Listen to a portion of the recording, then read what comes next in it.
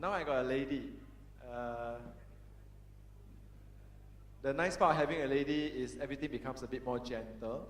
The difficult part of having a lady is that she's also coughing. So halfway through, Karen may stop answering the questions that I gave her because her throat is itching. Then I will continue to answer for her, okay? It will work because I know FedEx quite well. I think so. I think I know FedEx quite well. Or I try, right? Okay, so this is nice. Nice 4 numbers. 4 means that we will have more time for you all to ask questions. Okay, let's work this way. We go quickly into this, right? IoT is new. I think so, right? I need to introduce them first. But I don't know them as much as what I have really here. Maybe I know Jimmy better. I know Jimmy from his days in Hewlett-Packard, where he was running what you call APDO, Asia Pacific Distribution Operations. And then I know Jimmy when he went to China to work for a company called UT Starcom, was more in satellites. Then he stayed in the most beautiful city in China called Hangzhou. And after 3 years, he realized that it was an illusion. So he came back and then joined Lenovo. Yeah, you stay in Hangzhou, you got no life. I mean, the life is too beautiful, it's not real. So he was not working, he said, come back. So after he came back, Lenovo, now he's in Becton Dickinson. The interesting part about Jimmy's career is that he spent the first few years of his life in the most difficult, complex supply chain, which is high-tech. And then now he brings the high-tech knowledge to the pharmaceutical side. So 3PL guys, sorry man, tough life. Right? If you work with Jimmy, I don't think it's that. Okay, Jimmy, later you correct my error like what everybody else does, right? I know Karen only because of food. So the first time I met Karen was when I just said the other word, okay, it was FedEx, right? Yeah, FedEx. When they invited media to join them for the Chinese New Year Lo Hei lunch. So I was like, oh, I'm media. I didn't know I was media. We print Supply Chain Asia magazine, but I never see myself as a media. So when they send this media invite and says the Chinese New Year Lo Hei dinner, come along. Oh, why not? Free lunch, right? Let's go. So I met her there and was like, oh, this is interesting. The SVP and the managing director, which was cool, actually host this every year for guys like us to get closer to them. So essentially I was like, can I interview you? Can I ask you more questions? Can you do, and then can you be on stage? So now finally, this is 3 years after the Lo Hei lunch. I bring her on stage, which works, right? Brian? Brian is a full-fledged Singaporean. I'm right, yeah. And Brian has been here for many, many years. Brian would be what I call a warehouse technology expert, but then the warehouse part devalue what Brian does. So it's more a distribution center expert. He has shown me facilities that I only see in my dreams, or I travel all the way to Germany. So the size of the equipment that they install is wonderful, right? But that's Brian's side. So I'm trying to do a little bit of selling so that Brian will set up a DC for me for half the price. I'm building an e-commerce center. So I'm thinking. Michael, I don't know so well, so maybe later you tell them more about yourself, then it will work. Right? So you don't know so well means must start first. So let's start with Michael. No, not torture. I torture Jimmy first because I know Jimmy very well. Easy to torture. He won't get offended. So let's start this and then you correct the errors that I say, right? How would you define Internet of Things, IoT? Definition. Yeah, yes. Start with you. No, you got to go first. You don't give it to her. You have to go first. So the best way to define... Wait. Did I make any error on you? Oh, thank you, Paul. At least you remember me as a friend. Good, thank you. So I'm not going to put any more correction and embarrass you. But anyway, let me move on. Don't get embarrassed. I actually get very happy. Internet of Things, actually, when I was first asked to look into this topic, I realized I'm really, really getting old. Because I have no idea how exactly to define it. So the best way you want to learn how to define Internet of Things is just go Google. So let me try to see what's the definition here. Well, essentially, as you can know that, I think Mike, now I call you Mike, Paul. Paul mentioned that by 2020, 26 billions of devices will be connected to internet network. What does it mean? I think that is what he's trying to define in a way of what is this Internet of Things. How is it going to impact the way we do business at the marketplace, as well as how it's going to impact supply chain. This is something that, thanks to Paul, he actually I wasn't even pay a lot of attention in Internet of Things until he actually triggered it. So as a result of that, I'm actually benefited from Paul's so-called indirect challenge to me. They're trying to figure out how this Internet of Things is going to impact healthcare industry, where Becton Dickinson is basically a medical device manufacturer where we have medical surgical devices as well as life science diagnostic devices and instruments. So Paul, I'm going to leave the more exciting thing about how it's going to impact supply chain later, the way I see it in healthcare. I'm going to leave to other panel to define what's IoT. Thank you. Karen, as much as you can. As much as I can. I just want to caution you all that I've got a bit of a tickly cough here, so if I start choking at some point, I'll just stop. The good news is, of course, that I might be making my comments brief, so you can all benefit from that. First of all, thank you very much, Paul, for inviting me along for this chance to talk to the Supply Chain Forum. Of course, when I started with FedEx, which was 17 plus years ago, I'm showing my age now, there wasn't even an internet, never mind an Internet of Things. So the world has certainly become a lot more complex since then. And I guess to us at FedEx, obviously we've been involved in the supply chain for decades now. So we've been involved in the supply chain before there ever was an Internet of Things. But I think what's been important as well is throughout that history, it's not just been about moving packages. As our founder and chairman, Fred Smith, said, the information that flows with the package is as important as the package. And that is really why we pioneered the whole track and trace capability, which, quite frankly, today many people just take for granted. And I think the critical thing then to understand is there are devices everywhere. It's what you do with the information from those devices to really improve your supply chain. At its most basic level, I can track my entire family on my iPhone.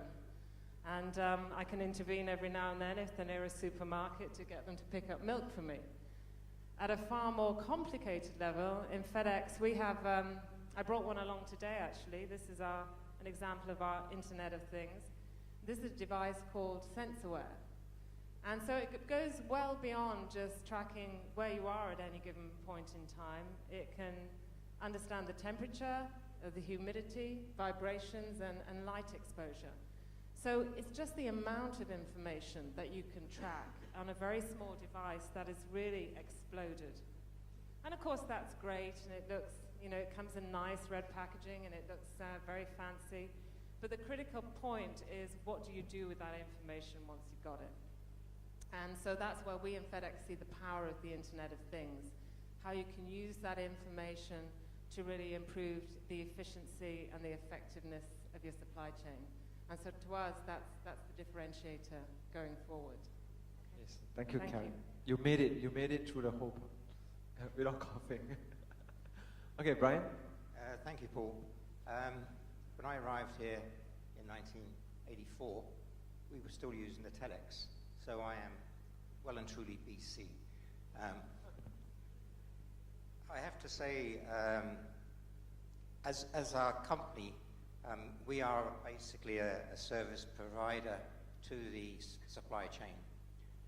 We supply the hardware that runs everybody's talked about, the regional and distribution centers. We provide the systems that go into these distribution centers. What we're seeing at the moment is a huge increase, obviously, in the build-up of the e-commerce. Everybody's been talking about e-commerce. Everybody's been talking about introducing innovation into the warehouse. If I just look at the challenges that this gives to the supply chain, whereas previously you had a store which perhaps had to replenish with pallets or with full cases. These stores now into internet and e-commerce trading are now handling thousands of orders in piece pick from the warehouse on a daily basis. So this is the huge challenge which has been brought in my view, by by internet and the abilities of people now to buy online from the internet. So, Internet of Things, I have to say that I'm not an expert on that. As I say, I can just about use my iPhone. It took me a little while to learn all the gadgets, but so okay, Karen.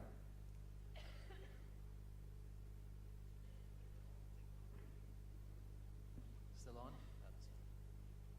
Okay, Michael. Yes. Thank you, Paul. You can see right. You want me to look at my Yeah, describe your role first. Yeah, where you are, what you're doing in Info. Sure. So I come a bit from the technology side, mainly working in projects. So I've been in Asia for a bit over 13 years, working on the project sides for companies, working on a lot of different initiatives over the years, from the project consulting side of things. And so I've gone through a number of phases, I'd say. Companies have always talked about going through transformation projects. It sounds very fancy and very elaborate, but it's also gone through different life cycles, I think, and slowly going through the adoption of more Internet of Things, things that are connected. The initial part of the projects, if you go 15, 20 years back, was just getting a consolidation within your company.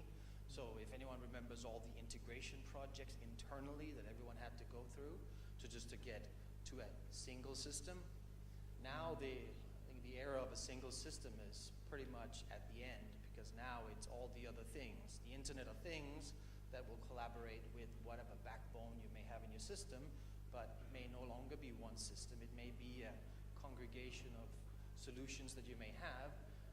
The difference being, today we have technology that is actually can adapt to what we want to do. So we had pretty much all the ideas and the concept of what we wanted to do. Same thing with collaboration. The initial collaboration, like you said, the telex, and the same with EDI. It has been there for many, many years. But the way that we start collaborating is drastically changing due to the technology that we're working with. So we had a lot of ideas before. The ideas are still valid. We have a lot of new ideas, but now the technology has caught up almost faster than we can adapt to from a business perspective. So you see, personally, it's easy to adapt new technology and all this, even though it may not have much meaning. Karen mentioned that they're collecting a lot of data, and rightfully, we are collecting more data today than we're actually processing for anything useful, right? But the first stage was collecting the data to get transparency. We have transparency, but now we also have, tenfold the volume of data accessible. And if you link that to the whole topic of big data, what are we going to do with that in terms of our business, internal data, big data? What's the relationship? Is there a relationship? What do we do with it? So now it comes to the analytics and what we actually try and use it for. Right? So there's so much to do with it, with the technology available. And it's, I think, finding the way to make it applicable in there.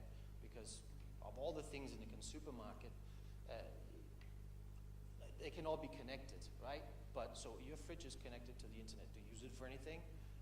There are a lot of good ideas, but do people adopt it? So the question is, what does it take to adopt something? Well, it needs to have a value purpose for you, or you will just not use it, because what is it useful for? So I think now what we are going through in the various industries, and it applies to supply chain as well, is to see, well, we have all this great technology, but how do we adopt it in a less risky way? Because obviously to the consumer, you try a few things, it doesn't work out, it's okay. It's not okay if you run a big manufacturing line or a big distribution center and all this, if it doesn't work out. So I think everyone can see now where bits and pieces fit in, whether it's dynamic planning in your distribution network, whether it's monitoring of what is happening in your company, whether the different machines in your production line is providing feedback on the load or on issue status, does it feedback? So we've had a lot of sort of early warning signs or early warning systems. That has been talked about for many years as well, right? But that has been, okay, we get some notifiers somewhere and we decide what to do with that information. The next era of the Internet of Things, where this comes in, is we need to get to a point where slowly informed decision by adapting to the information that comes in, and they can actually perform some of the tasks that, from exceptions that happens, that you don't need humans to do. Right? You have predefined rules of what needs to happen, not for everything, but for a fair amount of things. Technology can actually make those adjustments. So where the adoption technology comes in is to fine-tune and adopt with technology to dealing with exceptions. It doesn't have to be a human task anymore. Yeah. So the exciting part that I've been hearing from, not from the panel, but from reading and talking to people, the internet guys normally equal the e-commerce guys, normally equal the guys who are out in the market now, startup, doing this kind of stuff. Found a lot of excitement in collecting data and trying to track what we do. So live behavior analysis and live reaction, or live, whatever they call it. They get you to do something for them, like buying a sword to fight in a game in order to get win. The exciting part for us trying to see if the supply chain works is how does Internet of Things affect us? I know it's affecting us. The reason I use RFID, and now that Karen is not around, I can play with her device called SensorWare. And a device like this that communicates back, but it doesn't have a SIM card. So how does it communicate back? So what I understand is that it communicates to routers. And we have routers now everywhere. We have routers that are running Wi-Fi, we have routers that are running all kinds everywhere, right? So from the three of you, right, what I have done, have you seen, so have you seen IoT in action from where your setup is and what are they? I want a real experience and exactly what happened. And how much do you pay for it? If it's you, it's how much you charge.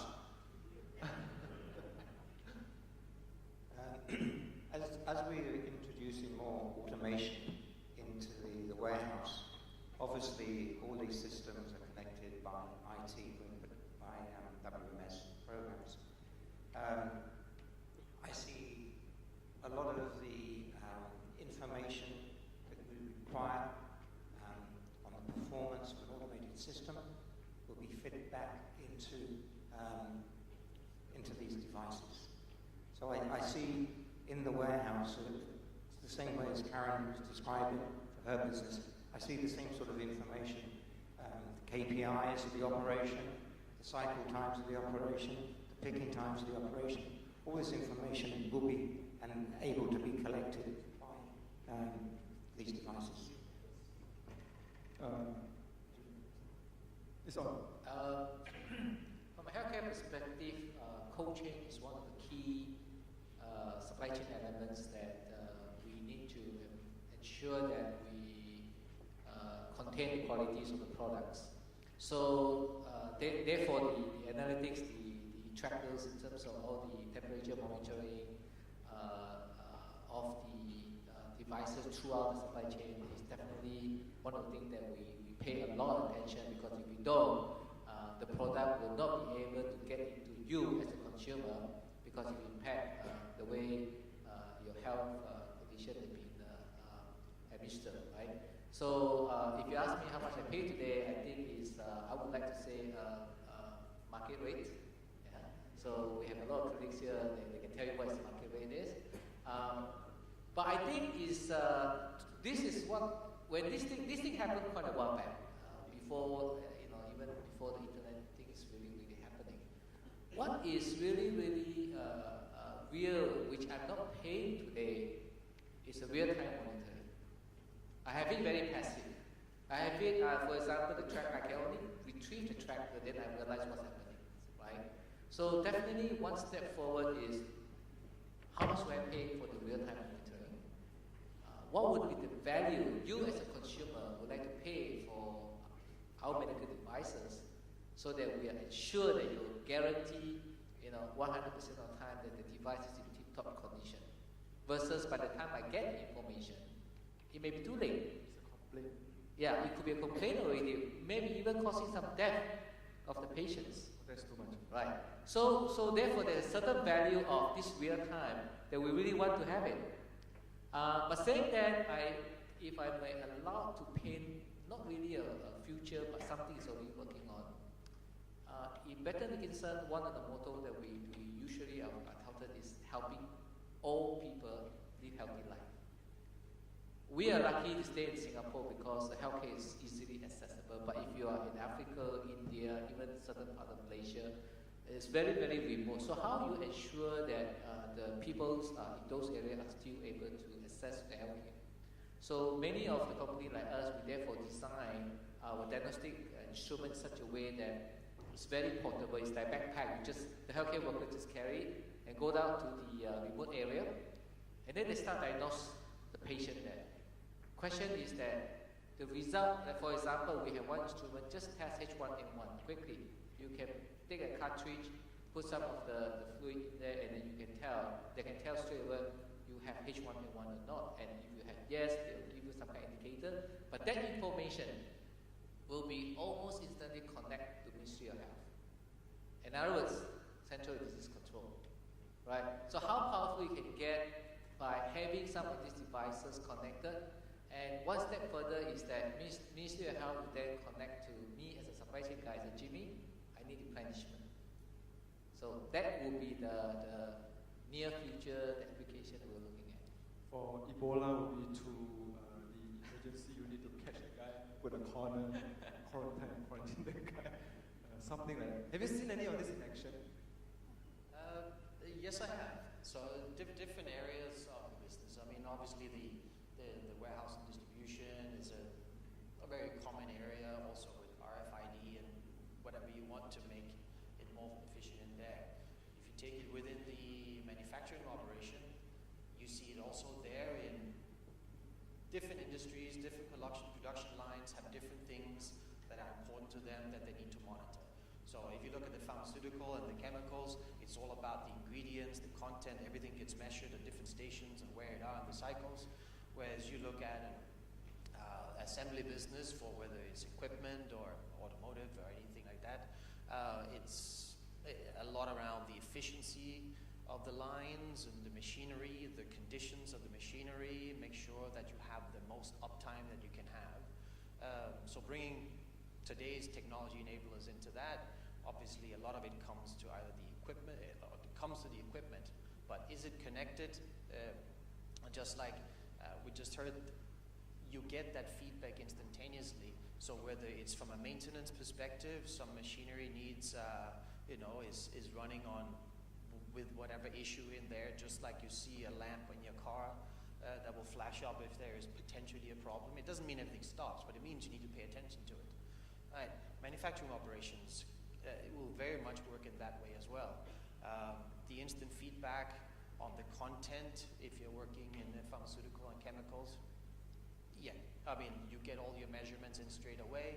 If you need to make modifications in your line, all these things, either you get it instantaneously to make a decision, or you can have your systems. If these are common issues, the system can actually make these adaptations into it, so you don't even need human intervention to make the adjustments, right? So before it stopped at, okay, you get an exception, an alert of something, and someone needs to make a decision on what to do. Moving forward, we don't need people to make those decisions for everything, right? So it's finding the balance, it's trusting what I will allow today's technology to do and what we still want to be in control to do. But it gives us a lot of flexibility on what we want to do. I got some questions, but in regards to distribution center operations. Right?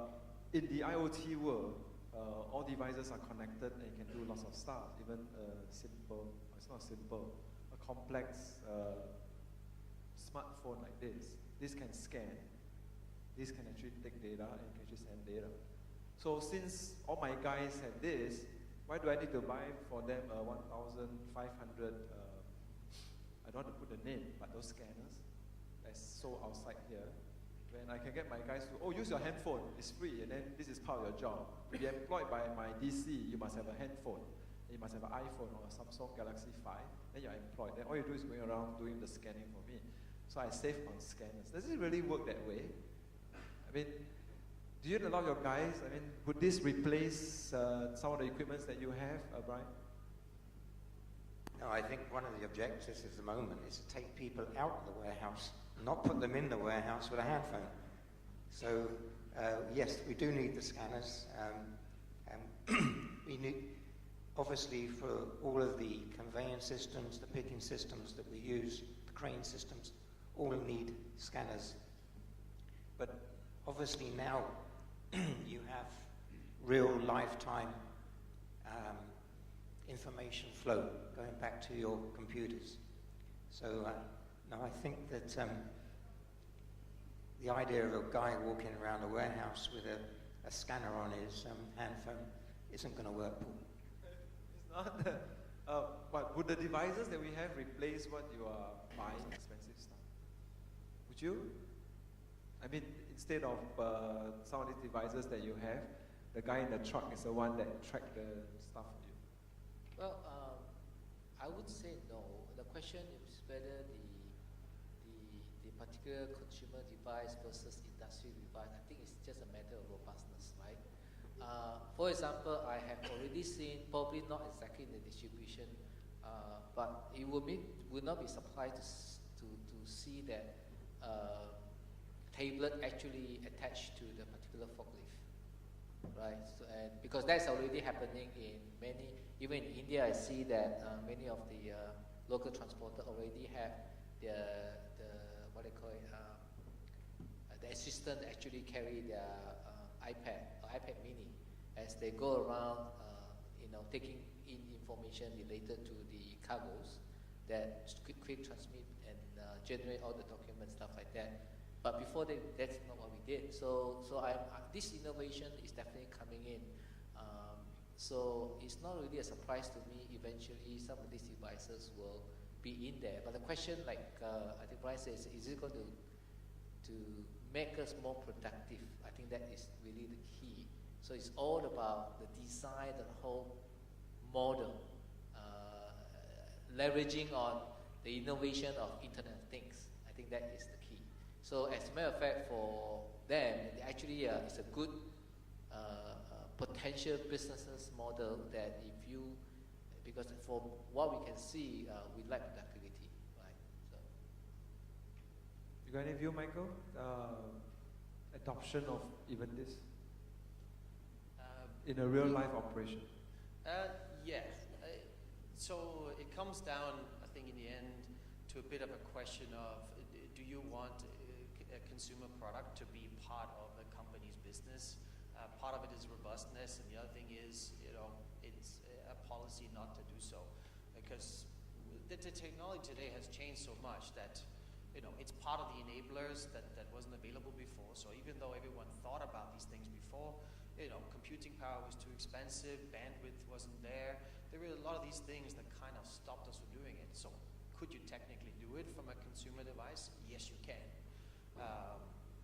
But I think it will probably even move more away from this. I mean, right now, everyone is using their phone for everything, just because they can.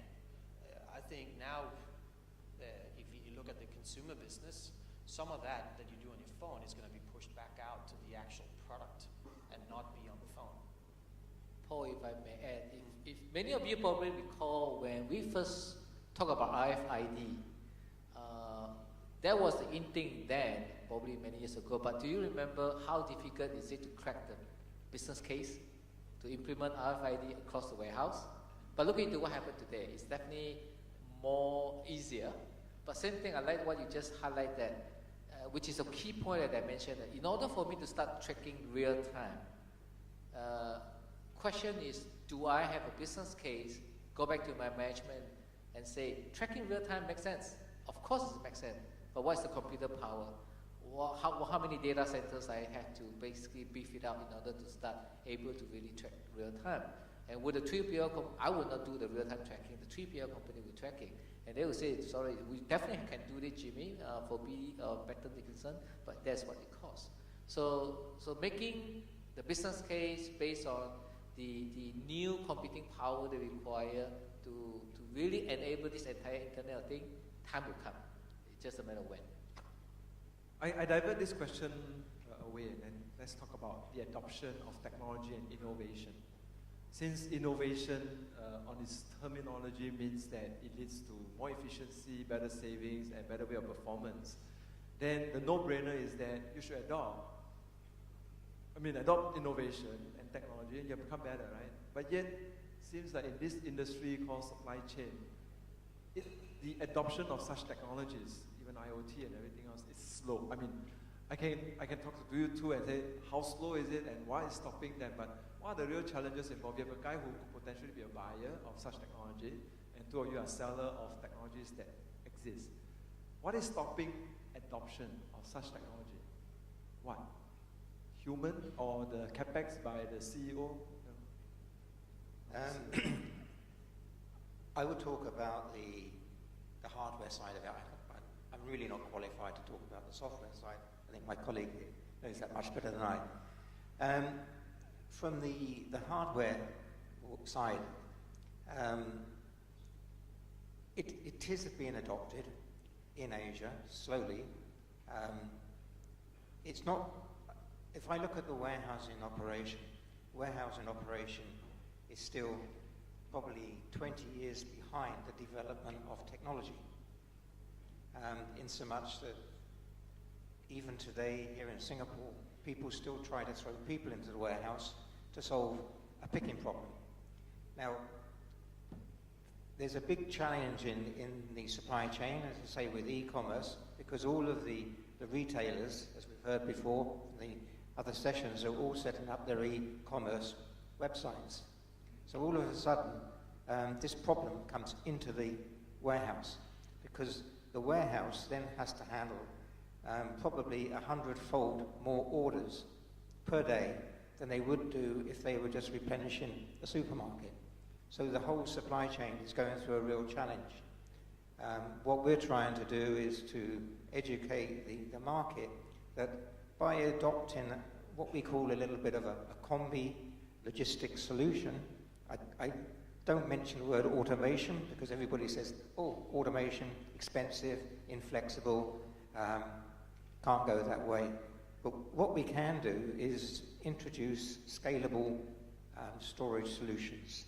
And I think this adoption, together with technology, will increase productivity and it will handle the new demands in the warehouse.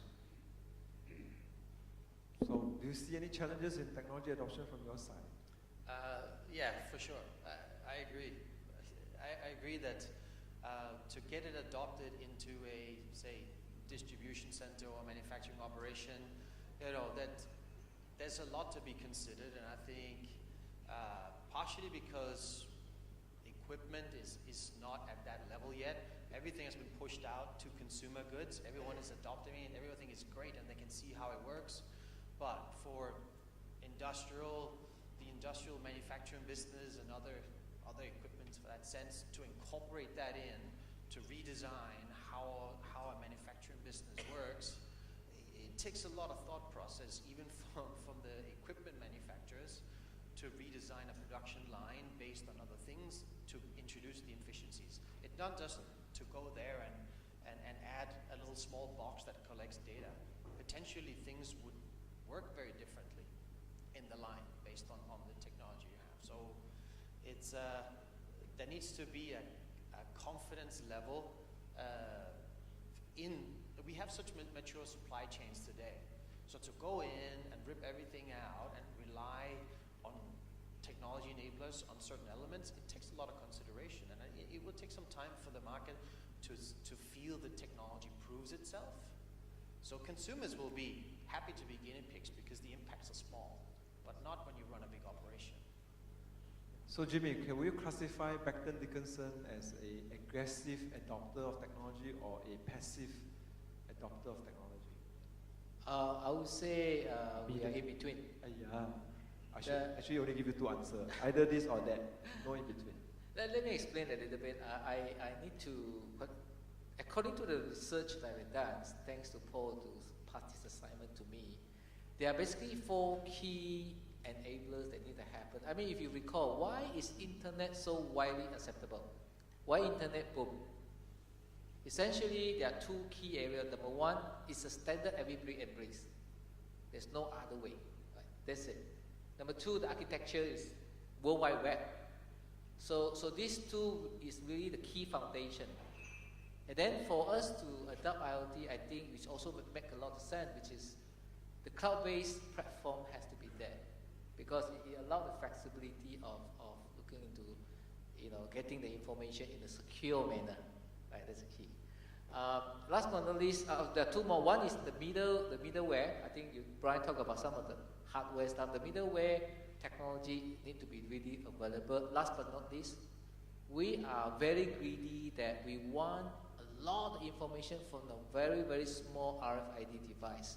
So this poor chap cannot be high power, it has to be low power. Low power in order to be able to sustain the long thing. Now, why is BD, therefore, is so-called not exactly early adopter, but we do not want to lose, we want also to have the early mover advantage, especially not so much on the supply chain side, but from how this Internet of Things will transform the way that the patient receives care. And that is the area we invest. So when you say needed, from a supply chain side, I would say we will wait until it's a proven solution. But from a consumer point of view, we want to be the first. Okay, two questions. Name, company, phone number, email address. If you are not from Singapore, which country you are from? Hi, good afternoon. My name is Cliff Yala. I'm from Cinderbite, and I live out of a suitcase because I travel between the Philippines and Singapore very often. We're an energy efficiency company that deals with intelligent lighting.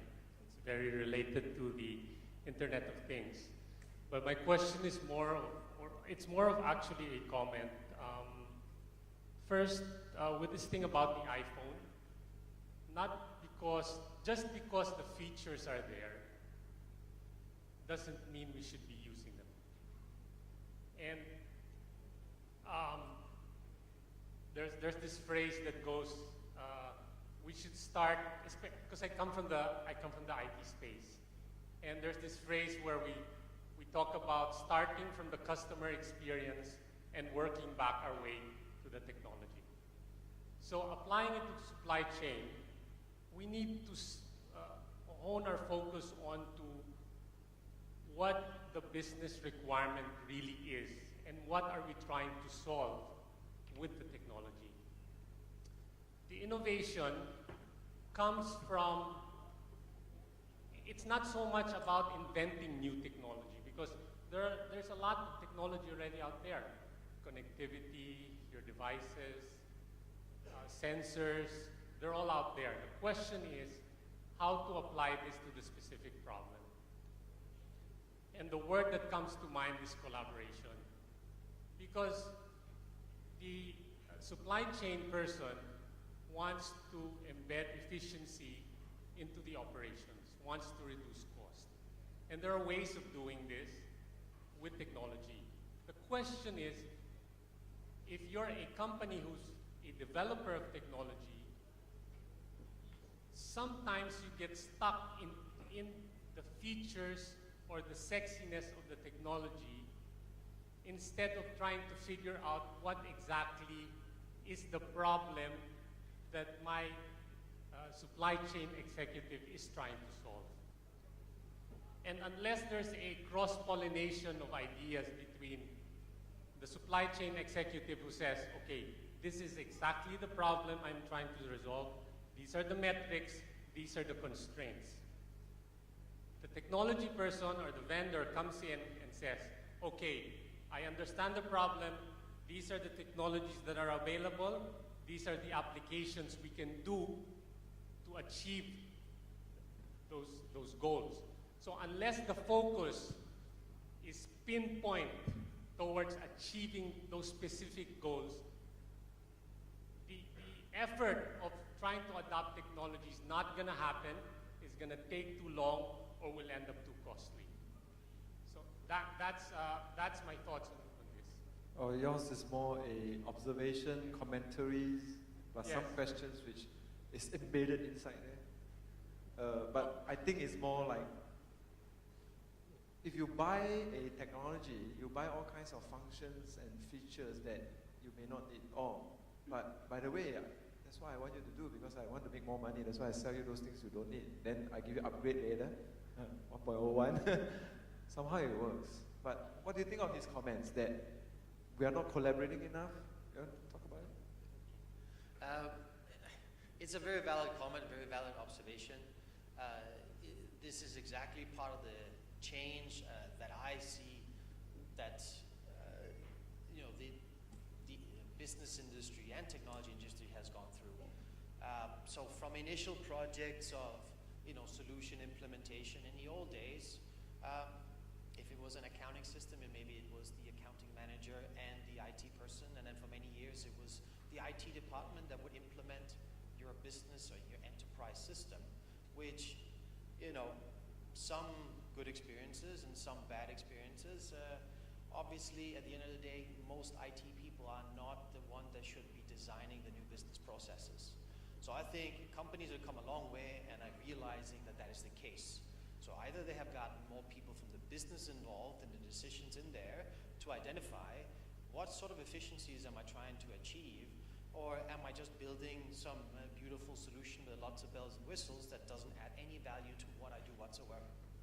So there's been a lot of focus for any solution vendor or consultancy to help the individual company identify which part of these technologies is relevant to me. How do I adopt it to my business so when I implement the project, I get certain benefits out of it, and I might actually have a few things in mind that I want to address. So the famous sort of pain points and all this, because if I just implement a beautiful solution that just looks prettier than the one I had last time, then there is no value in that, very much to your question. So the direction now is even technology people are now demanded to be business IT people, because just implementing a beautifully looking IT solution is not going to cut it today.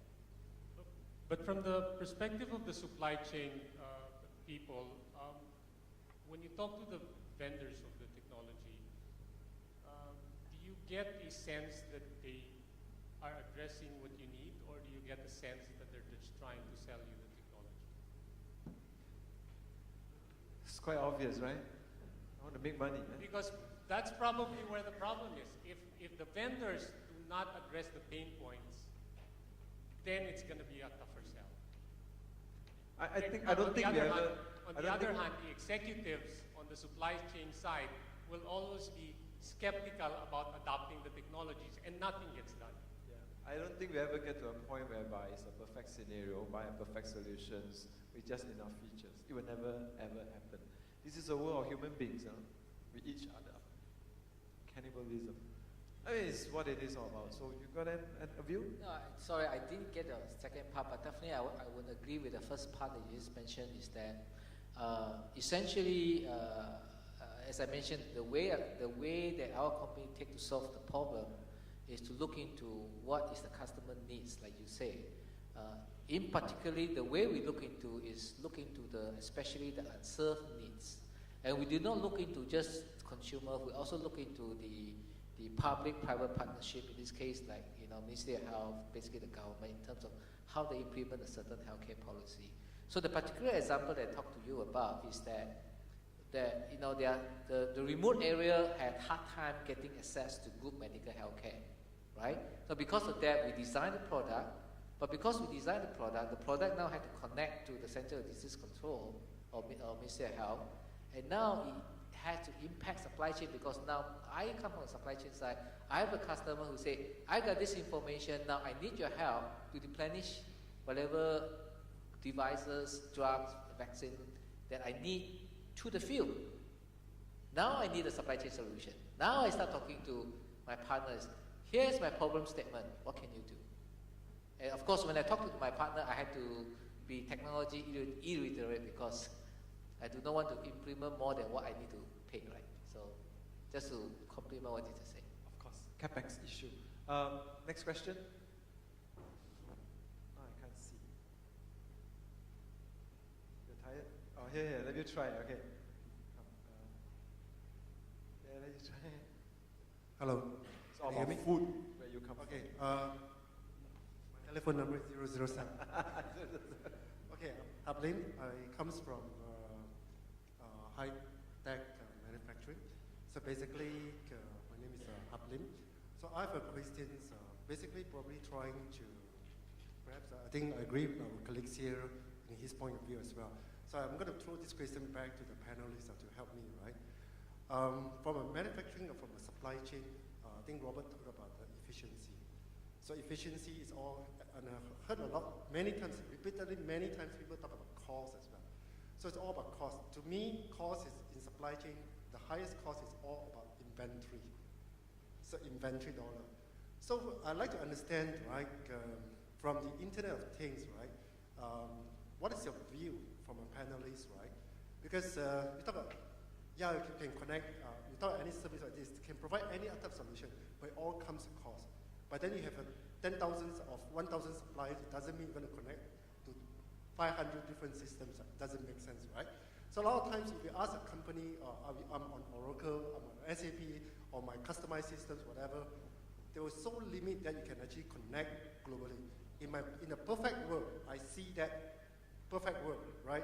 Basically, if Internet of Things really does work, that means if a consumer wants 100, then you supply, you just produce 100, then everything will be very efficient. Do I need a regional DC? I don't need, right? In a perfect world. So I just like your view from a panelist, right? How do you see, right, from an Internet of Things, right, when to a certain extent, sometimes our partners could be our suppliers, could be whatever, because there are constraints in terms of adopting a different platform or connecting to the internet for collaboration, whatever reason, or could be some reason, other reason, cost perspective, whatever. So what's your view on that? And then how can Internet of Things help companies, right, to really gain efficiency? And in my world, in my terms, efficiency comes trying to map or match between the demand and supply. I know the logistics service provider may not like what I say. I don't need a warehouse because we are very cost sensitive, we are very inventory sensitive because it's too much of dollars sitting there. It's not going to help us at all. So what's your view? Thank you. Is it possible using IoT and then you do one for one? That'd be interesting. I've been in the industry a long time, and one of the first words I learned was that every dollar you save in the warehouse is straight to your bottom line. So I agree with what you say. Inventory and the control of inventory, the control of the warehouse is essential. I can remember in earlier years, the production man hated the warehouse because he said the warehouse is a cost. It doesn't add any value. So, and here we are today, 30 years later, we still have a warehouse and we still have the same problems. I think one of the solutions is to bring a little bit of intelligence into the warehouse. Everybody has, I think, pretty competent IT systems which operate their production. But we've got to bring this now into the warehouse and control some of the costs within the warehouse operation. It can be done very easily. It doesn't have to be done with highly expensive automation. It can be done by simply cutting out movement of people, making it easier for people to find the product in the warehouse, bringing the product to the person rather than the person walking throughout the warehouse. This is controlled by a material flow program which will give you a lot of data back. It will help you save inventory. It will perhaps reduce the amount of inventory that you have to handle because you know exactly where that inventory is.